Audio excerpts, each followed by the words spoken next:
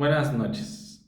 Este es mi video acerca de los dos peores sexenios del país, en mi opinión, acerca de Luis Echeverría y Luis Portillo. Empecemos con Luis Echeverría. De 1970 a 1976 se sospecha que él fue el autor intelectual de la masacre de Tlatelolco. La masacre de Tlatelolco fue ocurrida el 2 de octubre de 1968 en la Plaza de las Tres Culturas. Es uno de los episodios más oscuros que ha tenido el país y trágicos y sobre todo determinantes para la historia del mismo. El contexto en un país que fingía modernidad mientras que reprimía a su propia gente, esperando a los Juegos Olímpicos, esperando el Mundial del 68. El 68 era un año de agitación global de París, Estados Unidos, Brasil, Japón, de muchos países en los que había muchos conflictos políticos por aquella época. En México el movimiento estudiantil no nació por un capricho, sino por un acumulado de injusticias, autoritarismo y falta de libertades hacia los mismos estudiantes. El diálogo político era prácticamente nulo, la libertad de expresión también era muy subyugada en ese momento, el fin del autoritarismo policial también, la liberación de presos políticos sobre todo. En la mañana del 2 de octubre, infiltrados del Batallón Olimpia y agentes vestidos de civiles con un guante y un pañuelo blanco se mezclaron entre las poblaciones de los estudiantes y de otros manifestantes. En la tarde se sospecha hasta el día de hoy que son miles las personas que murieron en aquella matanza. Eran padres, eran niños, eran estudiantes. Se lanzaron luces de bengala desde los helicópteros, señales para iniciar una operación militar, lo cual aplica un uso de la fuerza desmedida a toda costa. El fuego, el caos, el terror, la traición de parte del gobierno hacia su misma población, sin duda fue algo muy malo, a pesar de que, bueno, no, o sea, realmente Luis Echeverría no tuvo muchos aciertos en su sexenio. Era una persona cadente de intelectualidades, sobre todo políticas. No era una persona muy inteligente. Este, También se podría decir que el compadrismo con otras personas del medio político era demasiado evidente. Acerca de Luis Portillo, tengo muchísimas cosas que decir acerca de este cabrón.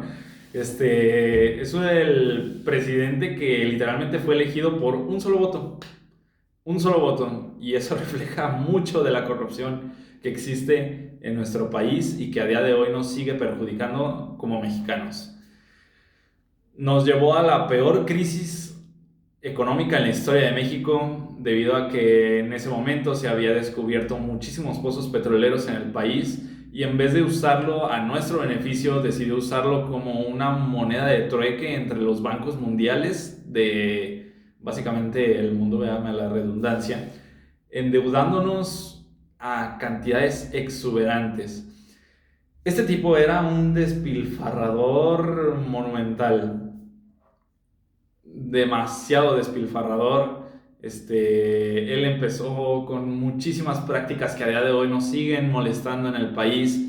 El consumismo extremo por parte de la rama política del mismo era en su mayoría exuberante y excesivo a grandes rasgos. Ese tipo creía que era un intelectual, pensaba que también era alguien que debía de regirse con mano de hierro, una persona que se consideraba culta, cosa que ninguna era. No era ni intelectual, no era ni filósofo ni catedrático, tampoco era un lector frecuente, no era absolutamente nada de lo que él pretendía ser. Y aunque él pretendía hacerlo, realmente tampoco se le compraba mucho. Sus discursos eran extremadamente fingidos, intentaban endulzar los oídos de la población no consiguiéndolo del todo en el intento, es, era básicamente un idiota. La verdad es que su sexenio, puedo decir, en mi opinión personal, que fue uno de los peores sexenios, si no es que el peor sexenio que ha tenido el país en toda su historia. Y para concluir este video, quiero dejar una conclusión, y es que las personas en este país no saben mucho de política, lo cual muchas personas podrían decir que es muy válido, ¿verdad? Obviamente están ocupadas trabajando, intentando vivir día a día con el poco sueldo que una persona promedio en México recibe, pero también es ese mismo tema.